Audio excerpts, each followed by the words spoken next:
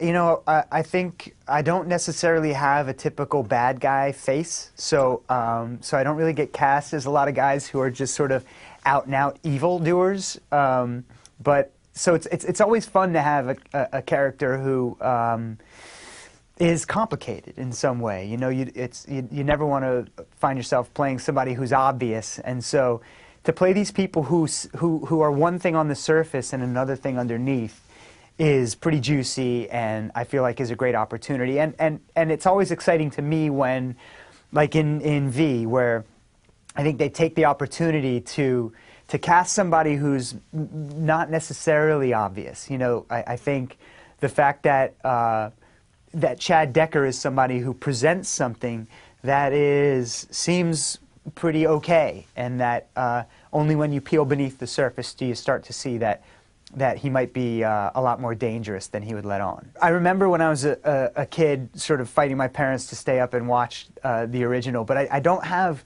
a clear recollection of much of it, and I have gone back and watched bits and pieces of it. Clearly, it was incredible storytelling. You know, 25 years later, this is still the original miniseries has a fanatical following. People are really connected to it, and so for fans of the original, I'm excited that they're going to have their show back, really. And but it's very much an update. There's new characters.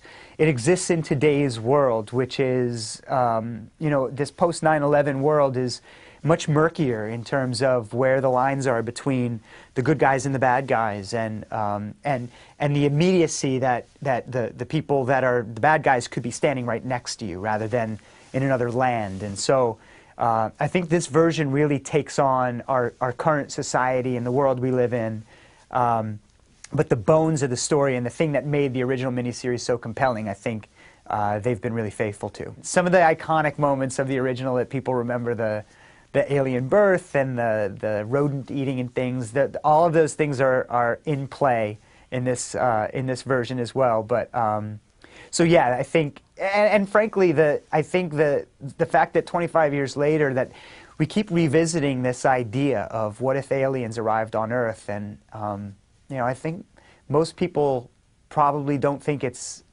so far-fetched. I think that's kind of why we keep re-examining it, and in our version, their arrival is much more hopeful and optimistic than in a lot of imaginings of what would it be like if aliens arrived on Earth, which is, to me, really compelling, because a lot of times we make the assumption that they'd be terrible creatures that want to harm us, and our story sort of poses the idea of what if they're beautiful creatures who want to help us. I think our writers and our producers really have the audience in mind. They have a story they want to tell, and they're going to be faithful to telling the story well.